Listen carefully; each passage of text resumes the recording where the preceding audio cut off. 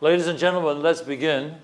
I would like to welcome you to the CITRIS building on the Berkeley campus. Our most recent governor, Arnold Schwarzenegger, keeps making himself famous, originally in the movies, then as the governor, and now as the subject of horrible gossip and bad behavior. The previous governor to him did something much more useful. He created these wonderful institutes, one of which is CITRIS. He created them in 1999 when we had a lot of money in the state. It was the beginning of the dot-com bubble. And Gray Davis said to me one day, he said, "You know, Paul, I learned one thing as a politician. When you got the money, you got to spend it quickly, because pretty soon you're not going to have the money," which was exactly true by the year 2001. And by then, we'd already started this building plan. And it took us rather a longer amount of time to create this beautiful building and this CITRIS Institute. CITRIS is this 4-campus activity between Berkeley, Santa Cruz, and we have some colleagues from Santa Cruz today, welcome, Merced, near Yosemite, and Davis, which has a spectacular medical school, which will be the subject this afternoon, Bernd, of your work. Our research is to do with energy, healthcare, intelligent infrastructures, and new media. You're going to hear a lot about that today. Our mission statement, rather long in wording here, is best explained as follows. You know, in the old days, what universities were about was a bunch of funny-looking academic people writing academic papers for another bunch of funny-looking academic people to read, right? That was what it was. Academics writing academic papers for other academics to read.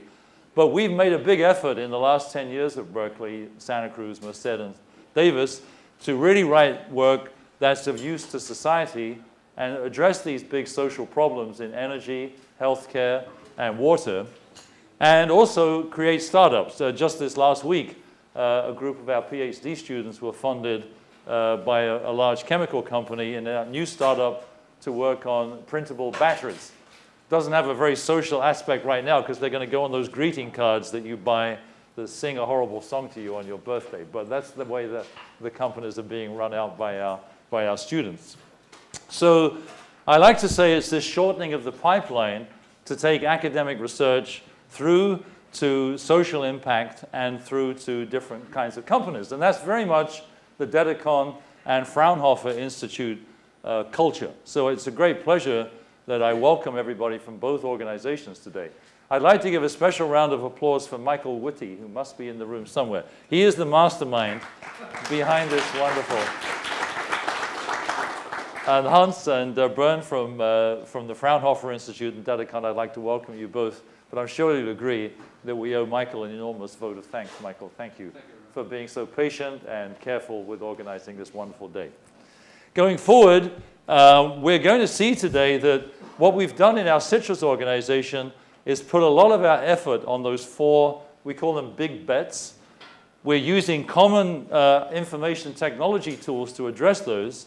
Not only will you see many of those examples of that at our tech museum, but our $70 million fab, which you see walking down our steps, is one of the big aspects of that. We also engage in civic engagement. We have large grants with the California Energy Commission. We have large grants with the water.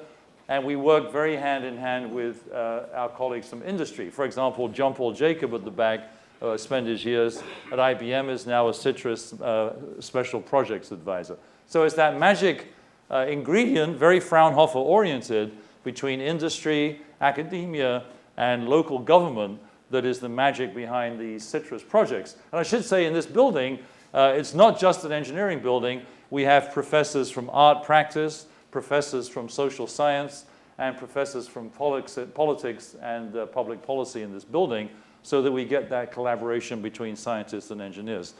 Rather a busy slide here, but it emphasizes that our big bets are around this area of delivery of healthcare, which is going to be the subject of this afternoon's talk. And Steve DeMello, who is over here, Steve, if you just put your hand up, he's the leader of our healthcare work, and I'm sure you'll be hearing a lot from him today.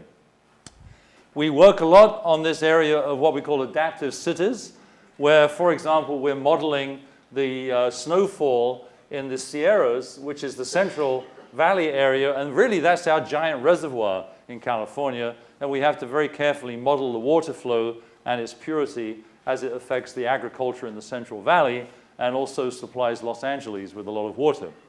And then finally, with colleagues such as Steve Selkowitz, who was here today. Steve, put your hand up.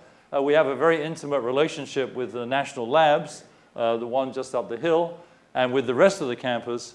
And our focus, since we're an IT group, is to build new activities for the smart grid. And actually, even in this building, we have a large grant from the Department of Energy to reduce the energy footprint in this building here. As I mentioned before, we use both these common set of IT tools to instrument and sense, extract the data, and visualize, which is the topic of Daniel's talk, the next one. And then at the same time, we have a large group that are building social apps around the collection of that data and portraying it for society. Even Hillary Clinton in the State Department has worked with our colleague Ken Goldberg to gather public information and opinion space work related to activities in the Middle East and North Africa. So this is incredibly important. It's the sort of next phase, and I'm sure our colleague from Google will discuss that in some detail as well. Today, we're focusing not just on the early work that we did of smart dust, which was our 1999-2000 activity, but now it's extracting that data, and as you'll see in the lobby, we're working with colleagues in the Fraunhofer Institute and others. It's visualizing and communicating that data is the main thing.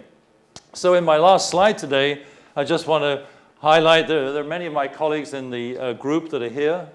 Steve, as I just introduced, Masoud Nikravesh is Masoud, thank you. He's our leader of our computational science and engineering group.